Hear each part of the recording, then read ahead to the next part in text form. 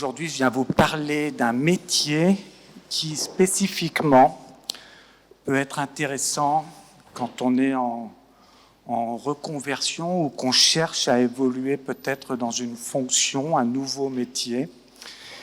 Et avant d'être responsable d'unité commerciale dans ce groupe de formation, le CESI, j'étais le responsable de cette filière qualité, sécurité, environnement sur Lyon. Et mon constat, et c'est pour ça qu'on a choisi ce sujet d'ailleurs ici, c'est que dans toutes mes formations, mes groupes de formation, j'avais quelques hommes, mais aussi et surtout des femmes qui avaient déjà un grand parcours, en tout cas un parcours de carrière, et qui finalement venaient rechercher un deuxième parcours pour X raisons. Mais dans ce domaine, et c'est pour ça que je me suis dit, il y a d'autres domaines de formation chez nous, les ressources humaines, l'informatique, etc. Mais on a fait ce constat qu'il y avait ce public-là dans ce type de formation et que c'était assez spécifique. C'est pour ça qu'on a choisi de venir vous présenter ça aujourd'hui, puis je souhaite que ça puisse avoir des résonances pour vous. Voilà. Du coup, qualité, sécurité, environnement, des opportunités pour toutes. Point d'interrogation. Donc, dans ce qu'on va aborder ensemble, d'abord, c'est qu'est-ce que c'est que la qualité, la sécurité, l'environnement. On fera ça assez rapidement quand même, parce que de toute façon, on n'a pas beaucoup de temps. Et on aura du temps de questions-réponses ensemble après, si vous le souhaitez. Les compétences personnelles clés. Quelles sont les caractéristiques de personnalité qui sont utiles dans ces métiers, qui est plutôt orienté vers les autres? Quels sont nos atouts, comme femmes, dans une période de reconversion? Et puis le marché de l'emploi, un petit panorama rapide, et puis quelques témoignages dont j'ai pris parmi les étudiantes de ces dernières années, 3 parcours représentatifs de ces personnes dont je vous parlais tout à l'heure. Est-ce que ça vous va? Ça fait bien mon affaire, parce que c'est ce que j'avais prévu comme programme.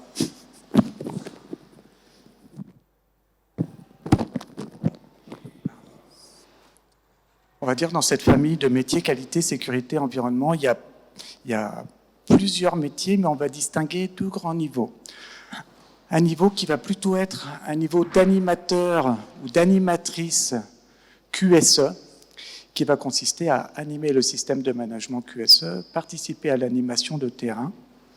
Alors, juste pour définir le terme qualité, sécurité, environnement, c'est quelque chose qu'on va retrouver dans absolument toutes les entreprises à partir du moment où on a 2, 3, 4, 5 salariés, juste pour répondre aux contraintes réglementaires. C'est-à-dire que quand on va travailler, c'est pas pour risquer sa vie, c'est pas pour risquer d'attraper une maladie ou un accident du travail, on est bien d'accord. Donc il y a des gens qui analysent les risques sur les postes de travail de façon à ce qu'on puisse être équipé avec des équipements de protection individuels ou collectifs. Il y a des gens, par exemple, quand on organise un salon comme ici, qui étudient c'est quoi les règles d'hygiène à respecter pour qu'on puisse tenir l'événement alors que tout le monde est en train de les annuler en petite cascade. Donc il y a des gens qui sont spécialisés dans ce domaine. L'hygiène, la santé, ça fait partie de ce métier. Dans une entreprise, par exemple, c'est les gens qui vont s'occuper du document unique d'évaluation des risques pour que chacun soit protégé sur son poste.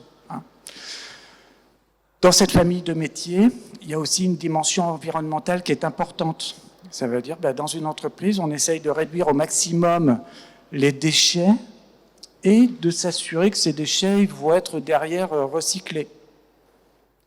Et on va aussi essayer de travailler pour diminuer notre consommation de ressources, que ce soit des matières premières, que ce soit des énergies, de l'eau, de l'électricité, etc. Donc globalement, on travaille pour avoir le minimum d'impact sur l'environnement. Donc il y a une dimension humaine, il y a une dimension environnementale, et pour finir, même si c'est la première lettre du trigramme, la qualité, c'est s'assurer finalement que les clients d'aujourd'hui soient encore les clients de demain. Et finalement, quand on est salarié de l'entreprise, tous encore du travail. D'accord ? Si je définis ça, c'est prendre soin du client, prendre soin de son prochain et du suivant dans l'entreprise, donc des salariés, et puis prendre soin de l'environnement. Voilà, minimiser nos impacts.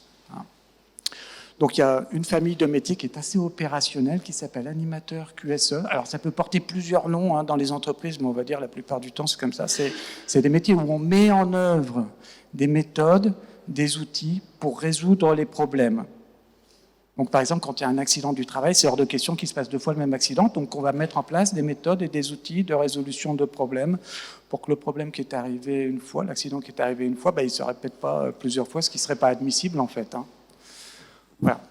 Donc des outils d'analyse de causes, des choses comme ça, c'est ce qu'on apprend à faire. Et on va travailler avec des opérationnels, des gens sur le terrain pour trouver ces solutions aux problèmes. Voilà. Ensuite, il y a un deuxième niveau, on va dire, où là, on va être donc, plutôt de ce côté-ci, agent de maîtrise, plutôt de ce côté-ci, plutôt un niveau de cadre, à partir de Bac+3, Bac+4, Bac+5, etc. Et là, le responsable QSE, lui, sa mission, ça va être de définir une politique et de définir des objectifs d'amélioration de l'impact sur l'environnement, d'amélioration de la sécurité et des conditions de travail des personnes et d'amélioration de la qualité. D'accord ? Donc il va y avoir une dimension plus stratégique et plus managériale dans cette partie de la fonction. Donc définir en effet et déployer la politique QSE, manager le service parce que dans des entreprises, dans des PME, le responsable QSE, il va donner la direction et faire les choses par lui-même, concrètement. Donc il faut qu'il sache faire les deux métiers. Voilà. Et puis mettre en œuvre les exigences réglementaires et normatives. Réglementaire, ça va être le Code du travail, entre autres. Et puis normatif, ça va être par exemple les normes ISO. Vous avez peut-être entendu parler des normes ISO 9001, 14001, 18001, 45001. Il en existe à peu près 20 000. Alors moi, je les ai apprises toutes par cœur, mais... Ah non, c'est pas vrai, bien sûr. Mais ISO 9001, tout le monde en a entendu parler déjà pour la qualité, 14001 pour l'environnement, 18001, 45001 pour la sécurité. Donc ça, c'est comme, on va dire, des règles d'organisation du travail pour améliorer la qualité, la sécurité et l'environnement, on va dire. Voilà.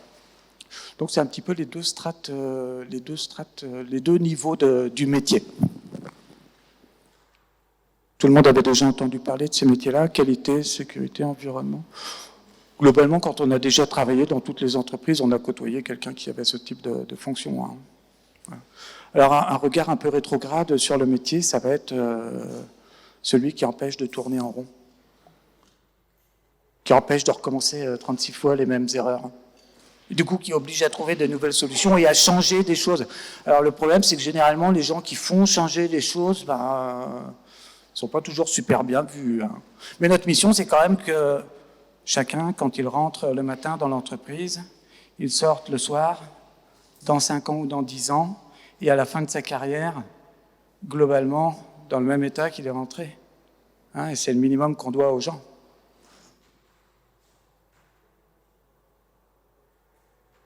Des compétences personnelles clés, alors ça, c'est vraiment les quatre qualités personnelles qu'il faut avoir pour être bien dans ce métier. Autant se dire les choses comme elles sont. Concrètement, il faut être autonome et responsable. Parce que la plupart du temps, comme responsable QSE, on va juste être tout seul dans notre entreprise. D'accord ? Donc il faut être globalement autonome. Et avoir un sens des responsabilités qui est important. Par exemple, le responsable sécurité, s'il a une délégation de responsabilité de la direction, il va être engagé personnellement s'il y a un accident du travail avec un risque qui était déjà identifié. Donc si on savait qu'il y avait un risque et qu'il y a eu un accident lié à ce risque-là, globalement, il peut être mis en cause personnellement. C'est ce qui explique aussi que, quelque part, que les salaires de ce type de fonction peuvent être assez élevés. Il faut avoir un bon relationnel parce qu'on ne va pas être forcément le hiérarchique de tout le monde dans l'entreprise, de toute la production. On ne va pas être en hiérarchique, on va être en transversal. Par contre, on va avoir un droit de dire, là, la production se déroule, mais avec un risque qui est important, donc on arrête toutes les opérations jusqu'à ce que ce soit remis en bon état de fonctionnement, on va dire, en état sécuritaire de fonctionnement. Voilà, il faut avoir, et là, c'est des qualités qu'on retrouve quand même plus souvent un sens de l'organisation et de la gestion des priorités assez important. Hein.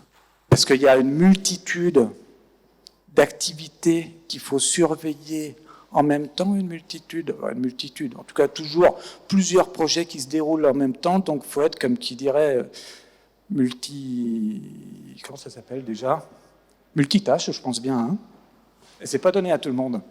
Et puis, il faut être moteur du changement. Très clairement, une entreprise qui n'évolue pas, elle régresse. Et nous, notre mission, c'est l'amélioration continue. L'amélioration continue de la qualité, l'amélioration continue de la sécurité, l'amélioration continue de l'environnement. Donc, on a des projets à mettre en place pour générer des changements qui améliorent. Voilà. Alors, les atouts que vous pouvez avoir aujourd'hui, quand on est on va dire, dans une phase où on se pose des questions, où on a peut-être envie de se changer de métier ou d'évoluer, ben, ça va être les compétences techniques. Souvent, les compétences qu'on va avoir accumulées, alors techniques ou managériales, en tout cas l'expérience, on va dire, on va pouvoir s'en servir quelquefois dans un autre domaine.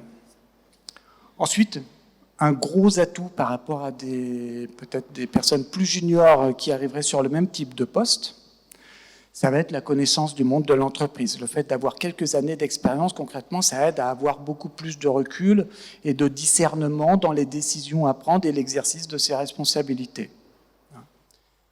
Et puis la spécialisation dans un domaine, quelquefois. On peut avoir été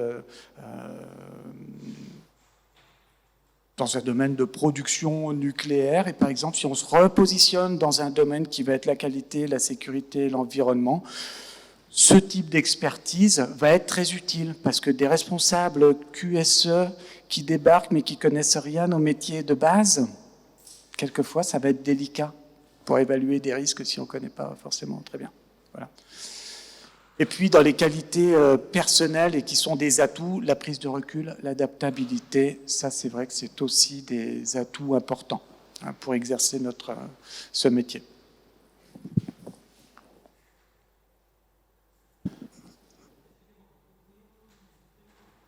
La page précédente ? La page, la diapositive. Là, je vais vous donner une petite photo sur quel est l'état du marché, parce que du coup, quand on se repositionne, quelquefois, c'est important de savoir est-ce que c'est des CDD, c'est des CDI, c'est quoi le range de salaire. Donc, c'est vraiment... Alors, sur les salaires, ce sera vraiment des moyennes. D'accord ? Dans la dimension basse, ce sera ce qui est indiqué ici. Donc il y aura une fourchette, mais quelquefois la fourchette a beaucoup plus de dents que ça. Ça ressemble plus à un râteau qu'à une fourchette. Les salaires peuvent monter dans certains cas de manière très importante. Voilà, par exemple ici pour le métier. Alors je vais commencer par l'autre d'ailleurs. Le métier d'animateur QSE, qui est plutôt un métier de technicien supérieur spécialisé. Merci. On va avoir... Alors ça, c'est une caractéristique qui est proche pour l'animateur et pour le responsable, la répartition des types de contrats, ce qui est important. On va avoir ici pratiquement 65% des gens qui sont dans ce métier qui seront en contrat en CDI. Ce qui est plutôt un pourcentage élevé avec quelques autres métiers comme les ressources humaines, on va trouver le même type de ratio. Ici, on va avoir des CDD, donc 25% qui seront des CDD qui seront supérieurs à 3 mois.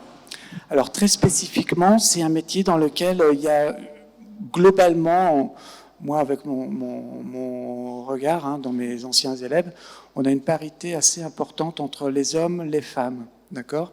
Et globalement, ce nombre de CDD, il est pour deux choses. Il est quelquefois pour gérer des projets et il est aussi pour remplacer des congés. Maternité et bientôt parentaux. Voilà. Après, il y a des missions d'intérim, ça c'est pour des surcroîts d'activité, puis des CDD courts, bon, ça c'est proche de l'intérim également. Donc les fourchettes dont je vous parle, donc une des caractéristiques, c'est quand même un pourcentage élevé de CDI, ce qui est intéressant quand on se repositionne en tant que femme sur le marché du travail. Et puis sur les salaires, sur ces niveaux bac à bac plus 2, Pour les moins de 35 ans, on va avoir des minimums qui seront à 1 450 euros. Donc là, on est vraiment sur la fourchette basse, et ça va aller jusqu'à 3 850 euros. Alors ça fait vraiment une grande fourchette. Mais il faut se dire que quelqu'un qui va avoir fait, par exemple, toutes ses études dans l'agroalimentaire, mais qui n'a plus envie d'être en production, qui va se repositionner dans un service transversal, le QSE, d'accord, ben, autant des gens en production en agroalimentaire, on va en trouver pas mal, autant des gens en agroalimentaire, mais qui vont avoir cette spécialisation dans le domaine QSE, on en trouvera beaucoup moins. Et du coup, c'est vrai que les salaires grimpent. Hein. Et puis pour les 35 ans et plus, on va aller de 1700, ce qui sera vraiment la fourchette basse, jusqu'à 5800, quelquefois 2 fois ça, quand on a des profils très très spécifiques, quoi. Et quand je dis des profils spécifiques, c'est l'adéquation entre des caractéristiques personnelles et les exigences d'un poste. Les entreprises cherchent quelquefois des gens qu'on appelle des moutons à 5 pattes, mais quelquefois on a des compétences qui font qu'on est un mouton à 5 pattes pour l'entreprise donnée. Du coup, ça peut être très, très intéressant. Voilà. Mais en général, quand on se trouve à ce niveau de salaire, et c'est encore plus vrai pour les postes de responsable QSE, il faut se dire qu'il y a quand même des responsabilités et du stress qui sont associés. Hein, il ne faut pas se leurrer. Hop, le poste de responsable QSE, donc la personne qui va encadrer les animateurs dont on vient de parler juste avant, vous voyez, c'est à peu près la même proportion. Hein, on est aussi dans une grande majorité de cas sur des CDI. Ensuite, des CDD de plutôt longue durée qui sont la même chose, hein, soit des projets, soit des remplacements de congés. Voilà, et puis là, sur les salaires, ben, on est quand même un petit peu plus élevé. On commence à 1850 pour quelqu'un qui va être dans le domaine en junior, et jusqu'à 3008, et de 2006 pour les 35 ans et plus, hein, ce qui nous concerne plutôt, de 2600 à 6000 et quelques euros. Et, encore une fois, quelquefois, ça monte beaucoup plus quand il y a une très forte adéquation de facteurs de compétences rares entre ce que cherche l'entreprise et ce que propose la personne, quoi. Voilà. Donc, en effet, c'est aussi à pondérer en fonction de l'expérience. Et le gros avantage quand on est en reconversion, c'est que l'expérience, et globalement c'est ce qui fait jouer le salaire, va rentrer en ligne de compte.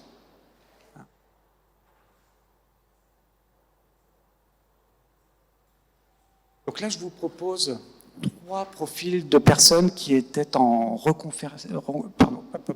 reconversion professionnelle. Alors, on a Annabelle qui avait passé 5 années comme chargée d'études juriste en environnement à la Fédération nationale des travaux publics. Et elle saturait un petit peu de son travail. Elle avait décidé, comme elle côtoyait des gens dans le BTP, de se reconvertir dans ce domaine. Donc elle est passée par la formation de responsable QSE dont on parlait tout à l'heure, pour devenir responsable QSE. Et aujourd'hui, elle est coordinatrice QSE chez Razelbeck, qui est une entreprise du BTP. Ça veut dire qu'elle va coordonner la qualité, la sécurité et l'environnement sur plusieurs chantiers. Ensuite, on a Marie-Hélène. Alors, Marie-Hélène, elle était responsable qualité dans un OPCO aujourd'hui, on va dire, donc un organisme financeur de la formation professionnelle. Donc, elle est passée par la même formation, donc de responsable QSE. Elle a suivi en même temps, en parallèle, sur son temps personnel, une formation de coach. Et aujourd'hui, elle est consultante indépendante. Elle s'est mise à son compte, et d'ailleurs, elle vient donner des formations chez nous. Donc elle est passée en formation, elle exerce comme consultante et elle vient former nos propres élèves aujourd'hui. En même temps, elle avait déjà une sacrée expérience professionnelle, donc voilà. Et puis on a Alexandra. Alors Alexandra, c'est un exemple typique de reconversion totale à 360 degrés. Elle était dans le domaine du tourisme, hôtesse d'accueil, et directrice du service accueil. Mais du coup, elle avait quand même des notions de management d'équipe qui lui étaient utiles dans ses fonctions ultérieures de responsable QSE. Donc Alexandra, elle est chargée d'un service affaires réglementaires et elle est en train de devenir chef de projet des affaires réglementaires. Elle travaille dans une entreprise qui s'appelle Plastibel. Et les exemples comme ça sont juste légion. Il y en a tous les ans, dans chacune des promotions que l'on a.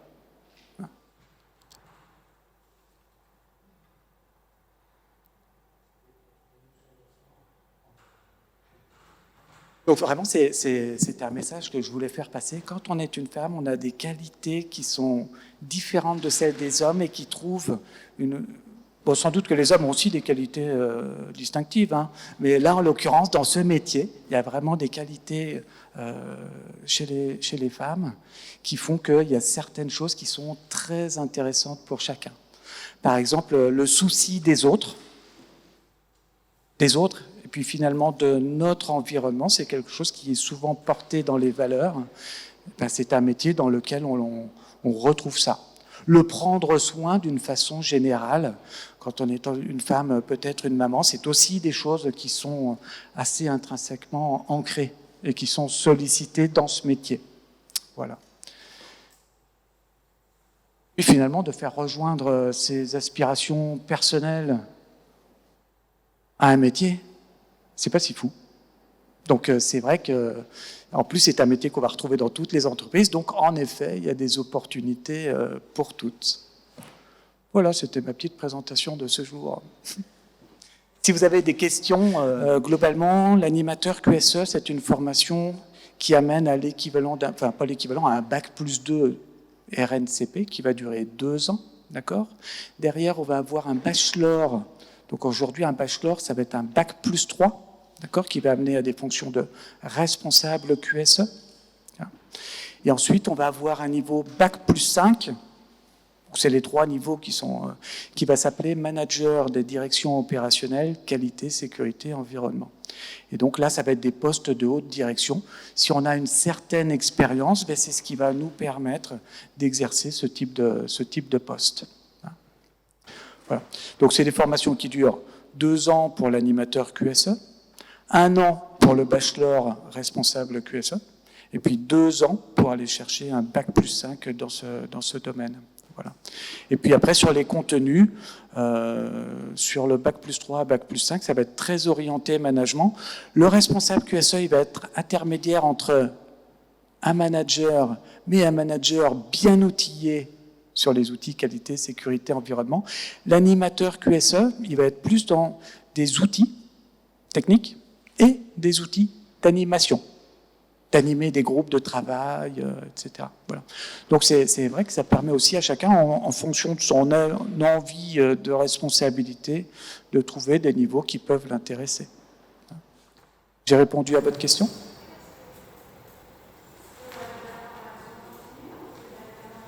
Il existe les 2 choses.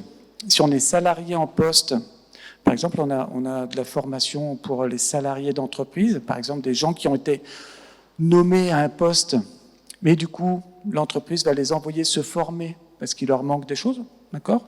Ou des gens qui vont évoluer professionnellement, hein, qui sont dans une entreprise, mais qui veulent apprendre un nouveau métier. Donc ça se fait aussi. Soit on les a nommés et on les forme après, soit on va les nommer et on prévoit un parcours d'accompagnement sur ça. Et après, il y a aussi des formations qui sont dites en alternance.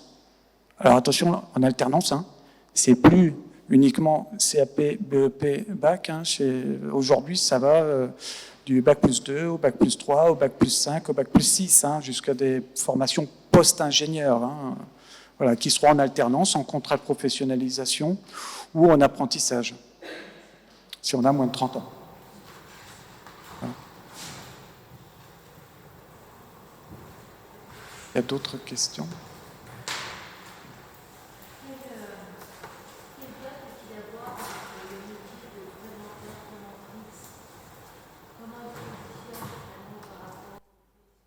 Le préventeur ou la préventrice, ça va être un expert. Donc on peut avoir des préventeurs à bac+2, bac+3, bac+5, mais ils vont être très terrain, avec un haut niveau d'expertise. L'animateur, alors, il va être principalement hygiène et sécurité la plupart du temps, d'accord ? Mais il va être très terrain. Voilà. L'animateur QSE, il va être plus généraliste. Et quelquefois, face à des problématiques très pointues, de bruit ou d'ergonomie, il va aller chercher un spécialiste, le préventeur. Et quelquefois, nous, on a eu des préventeurs qui venaient et qui étaient très spécialistes, mais qui, à un moment donné, veulent voir d'autres choses. Du coup, ils vont chercher des fonctions comme ça qui sont plus généralistes et plus transverses. Parce que le préventeur, il peut, dans une même semaine, il peut faire 5 villes différentes quelquefois, quoi. Et au bout d'un moment, on peut avoir envie d'être plus, pas sédentaire, mais de moins bouger, quoi.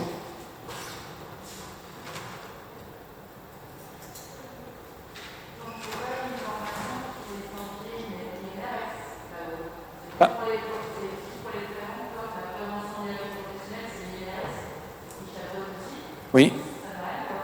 Non. Non, c'est vrai, c'est vraiment deux familles différentes. Il y a une famille expert chez les préventeurs et il y a une famille plus transversale dans le domaine QSE. Le préventeur, il va vraiment s'attaquer à des problématiques concrètes, techniques, pointues. Nous, on va être plus transversal dans l'entreprise. Et un des avantages du métier aussi, c'est qu'on va travailler autant avec les appros qu'avec la prod, qu'avec les ressources humaines, qu'avec les achats, avec tous les services de l'entreprise. Et souvent, c'est vrai qu'au bout d'un certain temps, on apprécie ça. Voilà. Au bout d'un certain temps de carrière. Je vois qu'on me fait signe que c'est... Il reste 30 secondes. Bon, on va attendre 30 secondes. On peut se retrouver à l'extérieur ou en bas si vous avez des questions. Je reste à votre disposition. Pardon. Bonne fin de journée.